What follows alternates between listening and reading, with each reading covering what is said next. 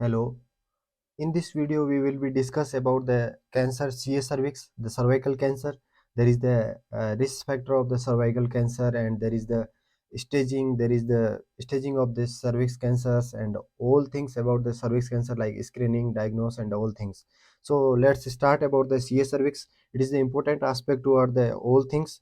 So where first we need to discuss that is the most common cancer in the India is the in the female is the breast cancer. Most second most common in the females cancer, that is the cervical cancer, and the most common cancer in the female genital tract, that is the cervical cancer. That is the need to know these things. So several time asked about these. So first we will discuss about the cervix.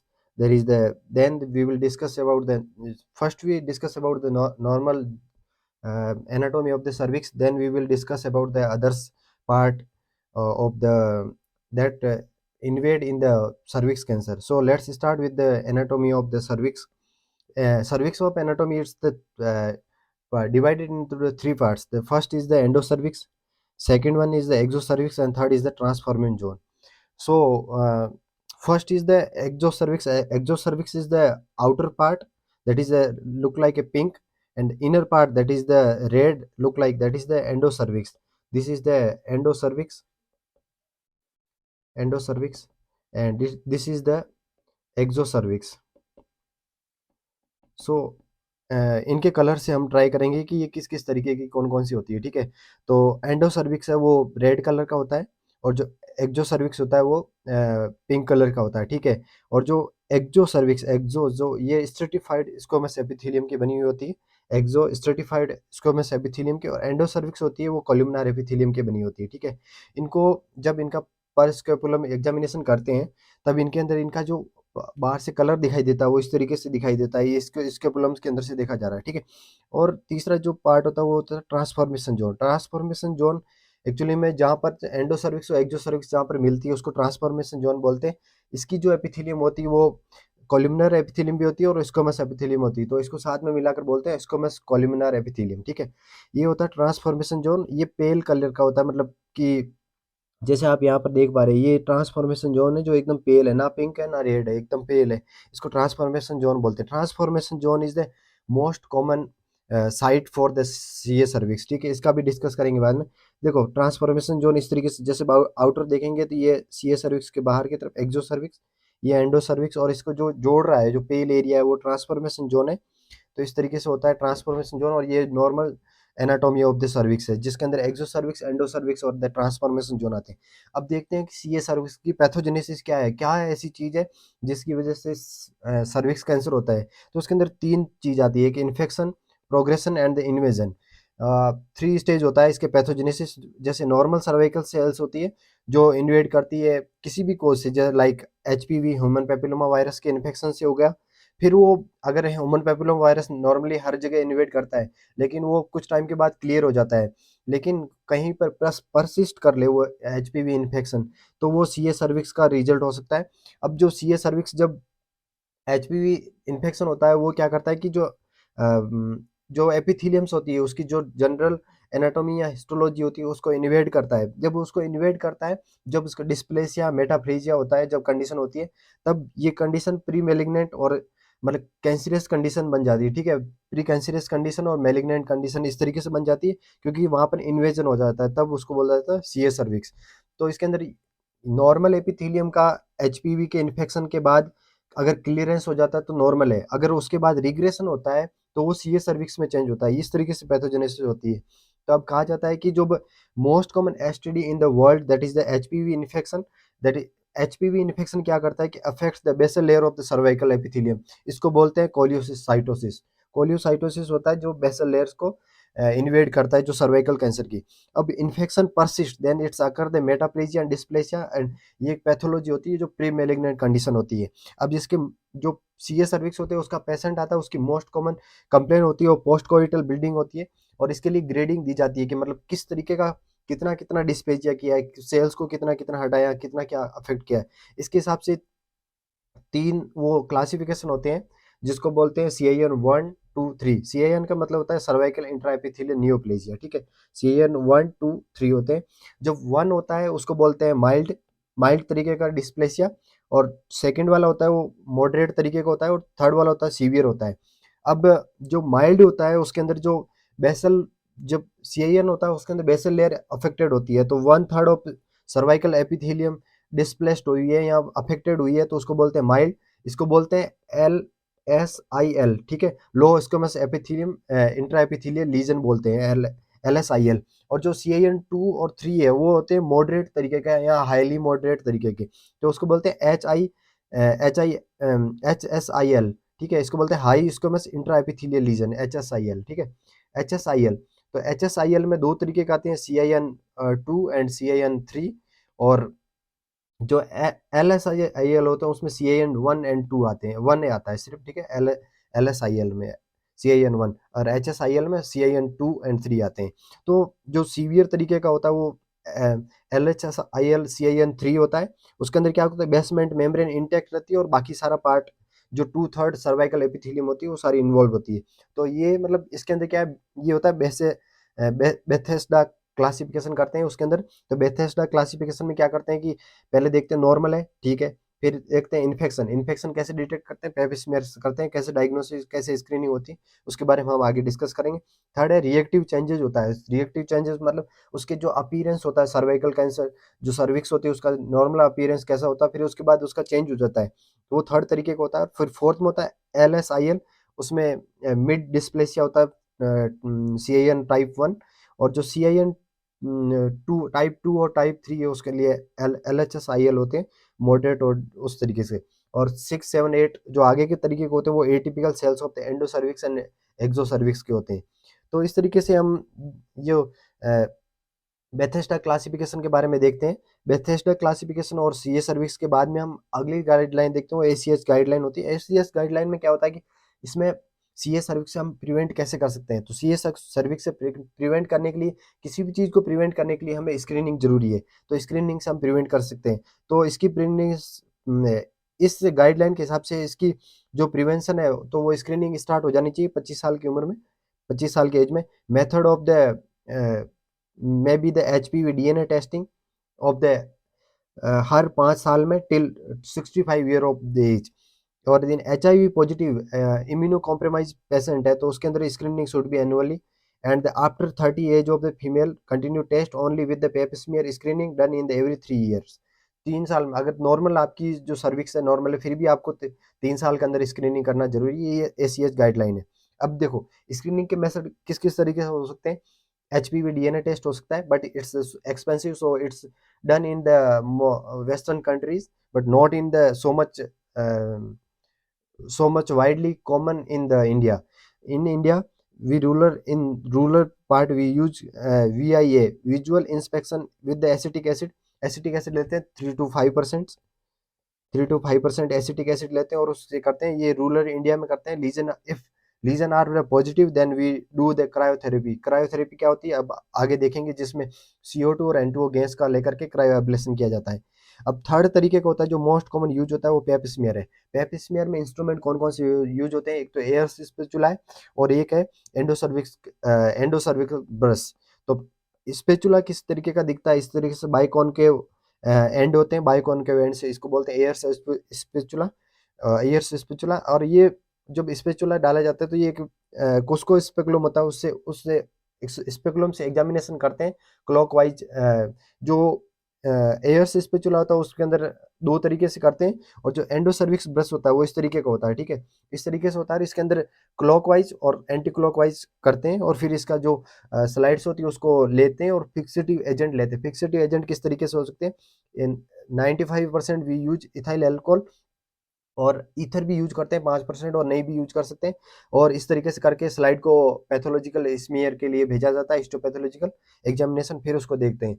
तो इस तरीके से ये screening होती है। Screening में पेप smear use होता है और VIA यूज करता है रूरल इंडिया में। विजुअल इंस्पेक्शन है with acetic acid, it's the very cheap, but HPV DNA testing it's very expensive things. Okay, so we will do the another things that is the colposcope. Colposcope में इस तरीके से scope scope के दौरान beam of the light करके उसमें देखते हैं कि सर्विक्स की क्या है, क्योंकि ये मैग्नीफाइज करता है, ये जूम करता है 30th टाइम तक, और ये मतलब इसके अंदर एक ग्रीन फिल्टर होता है, वो मतलब दिखाता है कि एबनॉर्मल ब्लीडिंग ब्लीडिंग हो रही है कहीं पर भी, क्योंकि वहाँ इन्वेजन होता है तब सर्वाइकल कैंसर में ब्लीडिंग होती है। तो इस तरीके से हम देख सकते हैं। तो कोलपोस्कोपी में क्या करते हैं, बीम डालते हैं और ये करते हैं। कोलपोस्कोपी के रिजल्ट किस तरीके से आ सकते हैं कि उसके अंदर क्या होता है, CAN 1 2 3 जो अभी बात की थी डिस्प्लेसिया के बारे में, तो डिस्प्लेसिया में किस तरीके से कौन कौन सी चीज़ें कॉमन होती है। CAN होता है वो 1% होता है। उसके अंदर क्या होता है कि अगर CAN 1 डिटेक्ट हुआ तो उसको 2 साल तक फॉलो अप करते हैं, फिर को टेस्ट करते हैं। को टेस्ट अगर परसिस्ट रहता है 2 साल तक तो फिर उसमें क्रायो एब्लेशन करते हैं, लेजर एब्लेशन। तो क्रायो एब्लेशन लेजर एब्लेशन क्या होता है, क्योंकि ये एक ओपीडी प्रोसेसर है जिसमें क्या करते हैं कि जो एबनॉर्मल टिश्यूज है, CAN है जो मतलब माइल्ड तरीके का डिस्प्लेसिया है, तो उसके अंदर क्या होता है कि one third of the basal layer of the vagina की जो सर्विक्स होती है वो इन्वेड होती है बेसल लेयर, तो उस तरीके से करते हैं। और डेस्ट्रॉइंग ऑफ द एबनॉर्मल टिश्यू को डेस्ट्रॉय करते हैं कैसे, जो गैसेज होती है N2 और जो CO2 गैस होती है उनका पास करते हैं और उनसे उसको फ्रीज कर देते हैं। तो इसके क्या करता है कि ये intracellular freezing of the water कर देता है, जिससे जो एबनॉर्मल टिश्यू होते हैं वो रिमूव हो जाते हैं। लेकिन इसका जो साइड इफेक्ट होता है वो परसिस्टेंट वाटरी डिस्चार्ज होता है, इसको ध्यान में रखना होता है। अब बात करते हैं CAN 2 और 3 की बात। CAN 2 होता है वो 5% होता है और CAN 3 होता है वो 12 to 40% होता है, ठीक है।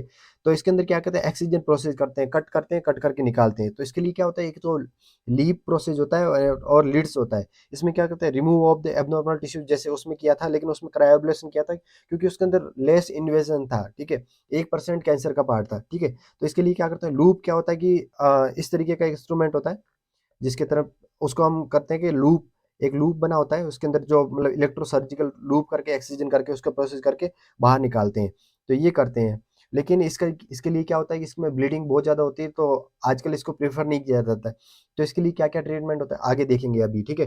Treatment of the choice is the LEEP, ऐसा बुक्स में लिखा जाता है, लेकिन हम इसको नहीं करते हैं क्योंकि ये इससे ब्लीडिंग ज़्यादा होती है और एबनॉर्मलिटीज और ज़्यादा कर सकते हैं और इन्वेजन करके और ऑर्गन्स इन्वेड कर सकते हैं, ठीक है, इस तरीके से। अब अगला हम चीज़ करते हैं जो डायग्नोस्टिक और थेरापेटिक है। अब देखो पेप्समियर पॉजिटिव आ गया, तो पेप्समियर के आधार पे हम किसी भी पेशेंट का ट्रीटमेंट नहीं कर सकते और किसी भी चीज़ को उसको फिक्स डायग्नोस्टिक मेथड है। Pap smear is only a screening method, ठीक है। जो जबकि ये जो कॉन बायोप्सी है, कॉन बायोप्सी क्या होता है, डायग्नोस्टिक एंड थेराप्यूटिक प्रोसीड्यूर होता है।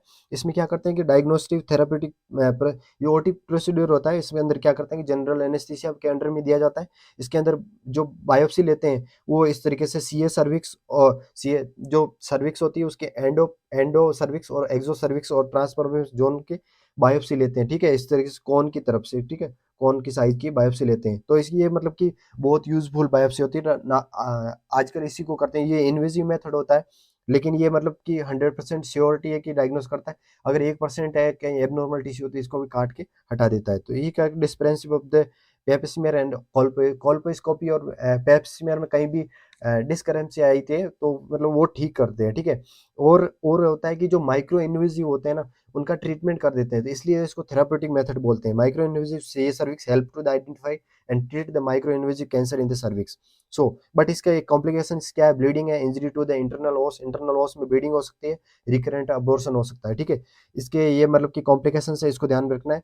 और मैंने अभी एक बात बोली थी कि पेप स्मीयर के आधार पर कभी ट्रीटमेंट नहीं करते हैं, और जो डायग्नोस्टिक टेस्ट होते हैं वो कोल्पोस्कोपी और उसके बाद बायोप्सी करते हैं। सिर्फ कोल्पोस्कोपी डायग्नोस्टिक टेस्ट नहीं है, इसके लिए बायोप्सी लेनी पड़ती है, ठीक है, इस तरीके से। अब देखते हैं सीएस सर्विक्स के लिए क्या-क्या रिस्क फैक्टर है जो बहुत इंपॉर्टेंट है।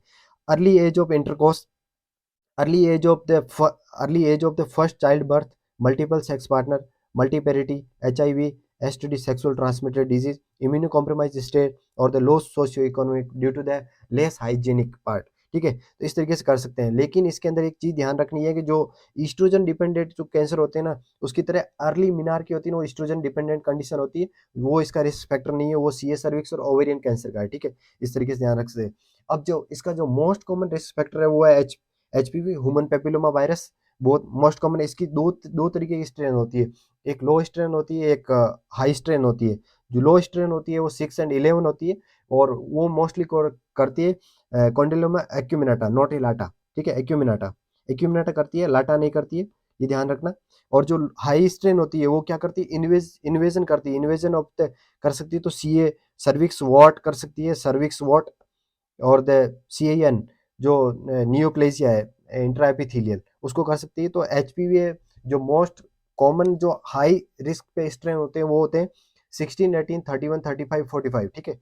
और जो लो स्ट्रेन वाला तो 6 और 11 होते हैं। तो most common cause of HPV associated HPV 16 है, और जो मोस्ट स्पेसिफिक HPV एसोसिएट है वो है HPV 18। और मतलब HPV 18 है वो मोर मेलिग्नेंट भी है और मोर स्पेसिफिक भी है, but it's low less common. But the HPV 16 is more common.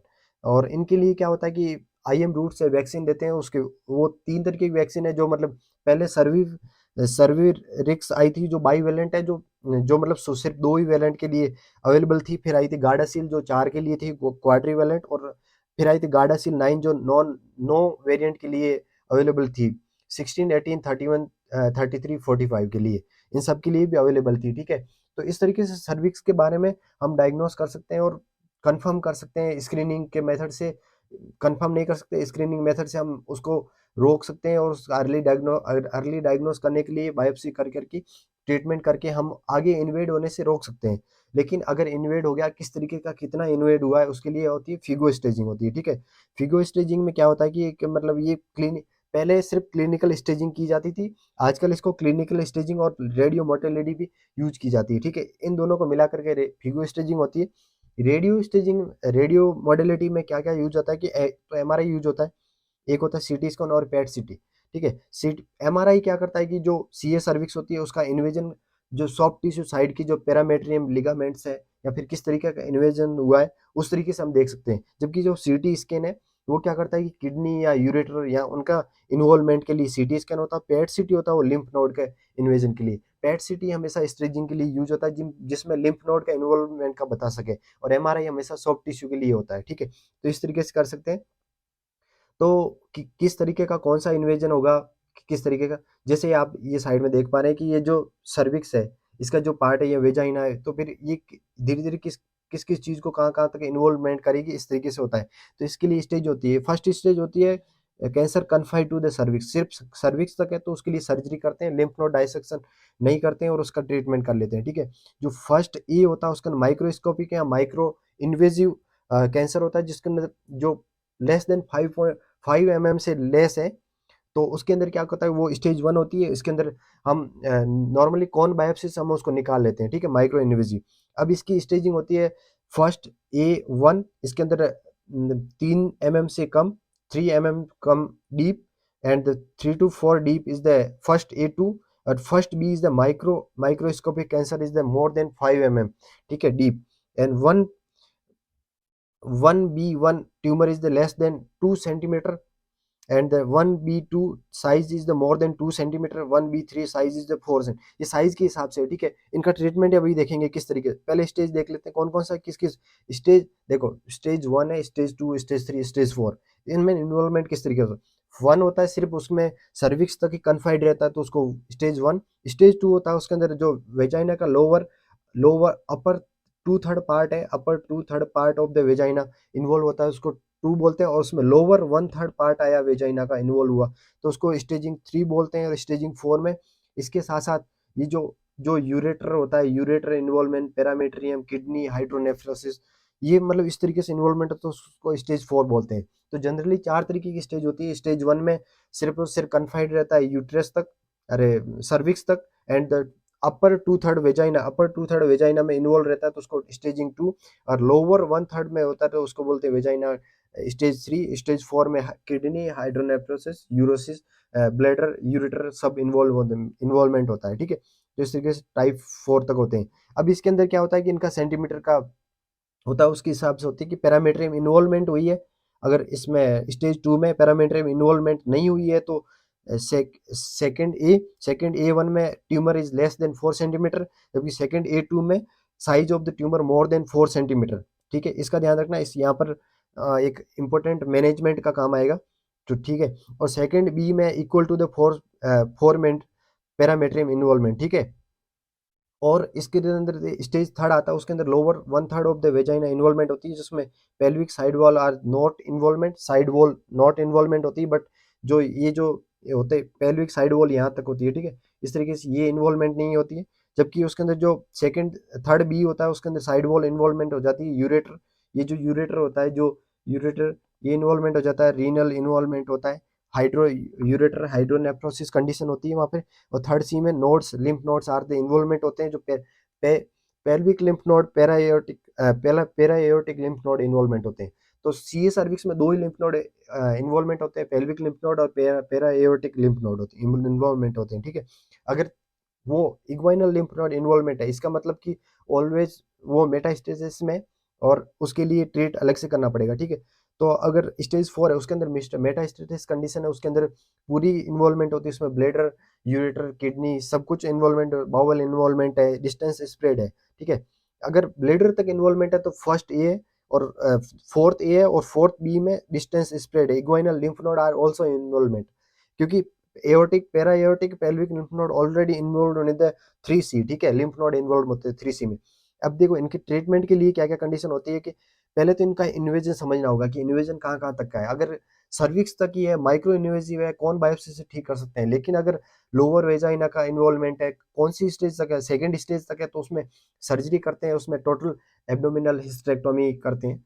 तो उसमें क्या आता है, टाइप 1, टाइप 2, टाइप 3 अभी बात करते हैं उसके बारे में, ठीक है। तो सर्जिकल किस तरीके से होते हैं, लेकिन इन्वर्जन बहुत जरूरी है। जैसे माइक्रो इन्वेजन है, क्रायो क्रायो जो क्रायो एब्लेशन है उससे ठीक कर दो। सी आई एन 1 के लिए, 2 के लिए कौन बायोप्सी अलग अलग मेथड्स यूज करके करते हैं। और जो 1B है, उसके अंदर 4 सेंटीमीटर, 4 mm से ज़्यादा है कि नहीं है, इस तरीके से है, ठीक है। तो ये इस तरीके से सीए सर्विक्स में इन्वॉल्वमेंट होता है 3B। अब जैसे 4B, इसमें देखो ब्लैडर वगैरह, ब्लैडर और सब कुछ इन्वॉल्वमेंट होगा। Distance, inguinal lymph node is also important, and इसके अंदर देखो ब्लैडर इन्वॉल्वमेंट है, ठीक है। ये 4A है। तो इस तरह की स्टेजिंग पहचान में आनी चाहिए कि फिगो स्टेजिंग में स्टेज 1, 2, 3 इसमें कहाँ-कहाँ तक का कौन-कौन सा ऑर्गन्स इन्वॉल्वमेंट हुआ, उस तरीके से। अब देखो इनके मैनेजमेंट की बात करें तो अप टू सेकंड A2 तक जब साइज है जो 4 सेंटीमीटर से कम की है, तो वहाँ सर्जरी यूज़ कर सकते हैं। किसी भी ट्यूमर की साइज अगर 4 सेंटीमीटर से कम है, तो वहाँ सर्जरी यूज़ कर सकते हैं, सर्जिकल मेथड। अगर 4 सेंटीमीटर से ज़्यादा है तो नेवर उसकी सर्जरी की फेवर में कभी मत जाओ, ठीक है। उसके लिए होती है रेडियो कीमोथेरेपी होती है, वो अभी बताएँगे। फर्स्ट ए में कौन बायोप्सी करते हैं, कॉर्निलाइजेशन करते हैं, इस तरीके से करके करते हैं। इसमें अगर यंग है तो उसमें इस तरीके से करते हैं, ओल्ड है तो उसमें टोटल एब्डोमिनल हिस्टेरेक्टोमी करते हैं, TH, टोटल एब्डोमिनल हिस्टेरेक्टोमी करते हैं, टाइप ए। और इसके अंदर लिम्फ नोड डाइसेक्शन कभी नहीं करते हैं, ठीक है। सेकंड A2 कॉर्निलाइजेशन कर सकते हैं, और रेडिकल ट्रेलेक्टोमी करते हैं यंग में। और type 2 Wertheim, type 2 hysterectomy is the Wertheim hysterectomy कहलाती है, ठीक है। वो करते हैं फर्स्ट A2 में। और फर्स्ट AB1 में तो करते हैं कि टाइप 3 करते हैं, रेडिकल हिस्टेरेक्टोमी करते हैं, और मेग हिस्टेरेक्टोमी करते हैं, ठीक है। वो टाइप 3 होती है। स्टेज 1B2 और 1B, सेकेंड स्टेज ए, सेकेंड स्टेज A2 तक तो, A2 से तो सर्जरी नहीं कर सकते, ठीक है ना। उससे पहले सर्जरी कर सकते हैं ना, टाइप 3 हिस्टेरेक्टोमी करते हैं। टाइप 3, टाइप 1, टाइप 2 हिस्टेरेक्टोमी इस तरीके से करते हैं, ये स्टेजिंग होती है, ठीक है। इसका भी हम कर देंगे। अब होती है रेडियोथेरेपी। रेडियोथेरेपी डन करते हैं कि जो जहाँ पर सर्जरी नहीं कर सकते, जैसे सेकंड A2, ये बहुत इंपॉर्टेंट स्टेज है, जिसके अंदर 4 सेंटीमीटर से ज़्यादा की ट्यूमर होती है, तो वहाँ सर्जिकल मेथड कभी यूज़ नहीं करेंगे, वहाँ रेडियोथेरेपी करेंगे। रेडियोथेरेपी कहाँ करते हैं, एक तो करते हैं 1B3, सेकंड A2 और सेकंड बी, इनमें इनसे शुरू हो जाती है रेडियोथेरेपी। इन रेडियोथेरेपी क्या होती है कि इसके अंदर क्या करते हैं कि पहले रेडियोथेरेपी यूज करते हैं। उसके अंदर क्या होता है कि ब्रेकीथेरेपी और टेलेथेरेपी होती है। ब्रेकीथेरेपी होती है, वो सर्विक्स होती है, उसके इंटरनल ओस में जाकर के उसको बीम दी जाती है, इंटरनली बीम दी जाती है। उसके अंदर यूज होता है वो इरिडियम सब्सटेंस यूज होता है, इरिडियम। और दैट जो टेलेथेरेपी होती है, उस एक्सटर्नल बीम दी जाती है, एक्सटर्नल बीम दी जाती है। उसके अंदर जो यूज होता है वो CGM यूज होता है, ठीक है, इस तरीके से। तो इनको रेडियोथेरेपी देने से पहले अपन को सिस्प्लेटिन देना पड़ता है, क्योंकि सिस्प्लेटिन क्या करता है कि टिश्यू को रेडियो सेंसिटिव बनाता है। जो जनरली अपनी सर्विक्स होती है, सर्विक्स के जो टिश्यू होते हैं वो रेडियो रेजिस्टेंस होते हैं, ठीक है? रेडियो रेजिस्टेंस होते हैं, लेकिन जब सिस्प्लेटिन देते हैं तो ये रेडियो सेंसिटिव बन जाते हैं, फिर इसके बाद करते हैं। तो always give cisplatin before the radiotherapy, ठीक है? क्योंकि ये रेडियो सेंसिटिव बनाता है। अब अगली जो चीज़ होती है, अब कहाँ-कहाँ तक ये सर्जिकल मेथड है और रेडियोथेरेपी और कीमोथेरेपी, रेडियो कीमोथेरेपी की जाती है स्टेज 3 में, और स्टेज सेकंड होता है वहाँ सेकंड A2 से लेकर के A2 से पहले-पहले सर्जिकल मेथड होता है जिसमें total abdominal hysterectomy, type 1 type 2 Wertheim hysterectomy, type 3 is Meigs hysterectomy. और अगर यंग है तो उसके अंदर भी देखा जाता है कि अगर उसके अंदर माइक्रो इन्वेसिव है तो कौन बायोप्सी करते हैं, अगर इससे ज़्यादा है तो फिर टोटल एब्डोमिनल हिस्टेरेक्टोमी करते हैं। फैमिली पूरी नहीं है, टोटल एब्डोमिनल हिस्टेरेक्टोमी नहीं कर सकते, यंग है उसमें नहीं कर सकते, ठीक है? इस तरीके से। और जो कैंसर का स्प्रेड है वहाँ किस-किस तरीके की कीमो रेडिएशन करते हैं। अब जब ब्लैडर का इन्वॉल्वमेंट हो गया तो वहाँ पर लिम्फ नोड को हटाना होता है, ठीक है? लिम्फ नोड डायसेक्शन होता है, पेल्विक लिम्फ नोड, पेरा एओर्टिक लिम्फ नोड और इंग्वाइनल लिम्फ नोड, अगर इंग्वाइनल लिम्फ नोड का है। 4th बी में उसमें सिस्प्लेटिन देते हैं, पैक्लिटैक्सिन देते हैं, कीमोथेरेपी दे सकते हैं, रेडियोथेरेपी नहीं देते हैं 4 बी में, ठीक है? यहाँ सिर्फ कीमोथेरेपी देते हैं, रेडियोथेरेपी नहीं देते हैं, ठीक है? क्योंकि ऑलरेडी इन्वेजन इतना ज़्यादा है कि ये मेटास्टेसिस कर सकता है, और मोस्ट कॉमन मेटास्टेसिस होता है वो लंग्स का होता है, लंग्स में होता है, ठीक है? सीए सर्विक्स का। तो इस तरीके से हमने सीए सर्विक्स के बारे में चीज़ें पढ़ी, जो मतलब कि किस तरीके से डायग्नोज़ कर सकते हैं, किस तरीके से स्क्रीनिंग कर सकते हैं, किस तरीके से कौन-सा क्या मैनेजमेंट होता है, उसके लिए सर्जिकल मेथड किस-किस स्टेज तक कर सकते हैं, कीमोथेरेपी किस-किस स्टेज तक दे सकते हैं, रेडियोथेरेपी किस-किस स्टेज तक दे सकते हैं, कौन-कौन से इंस्ट्रूमेंट यूज़ किए जाते हैं, कौन-कौन सी गाइडलाइंस है, सीएएन 1, 2, 3, इसके बारे में हमने पढ़ा, इसकी पैथोजेनेसिस पढ़ी, उसकी नॉर्मल एनाटॉमी पढ़ी, इसकी सर्विक्स की कि एंडोसर्विक्स में कौन से सेल्स, कौन से टिश्यूज़ होते हैं, कोल्यूमिनार है, स्क्वेमस है, या फिर कौन से एनाटॉमी है, इसके बारे में, इन सब चीज़ों के बारे में पढ़ा और सीखा कि ये सीए सर्विक्स बहुत इंपॉर्टेंट टॉपिक है, हमें सबको पता होना चाहिए। और आपने इतने ध्यान से सुना इसके लिए बहुत-बहुत धन्यवाद।